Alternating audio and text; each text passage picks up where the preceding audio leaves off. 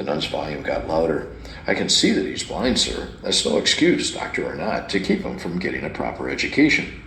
My dad gently protested.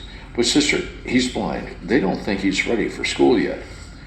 The nun's tone softened as she properly introduced herself. "I'm Sister Hugh," she said in her Highlands Bert. "My order runs the Holy Family School for the Blind here in Hudson County. If you send Ed to our school, I can promise you that we will give him a good education and help him to have full confidence and independence going forward in life." While I listened in stunned silence, the two of them spoke for a few more minutes about the details and what it would take for me to start in the fall. Dad had been made aware of Holy Family even before my accident, but he didn't know if I was ready for enrollment.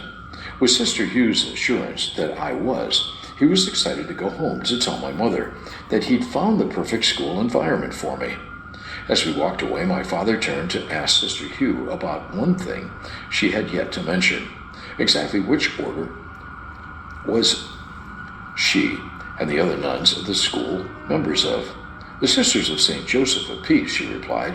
"We are dedicated to St. Joseph. He is our special patron. The school is named in his honor of his place as the protector of Mary and Jesus and of families everywhere." I couldn't see my dad's face, of course, but I could tell by his grip and the happy bounce in his step that he knew his prayers for my life had been answered. It would turn out just fine. What I had was not a handicap. It was an inconvenience.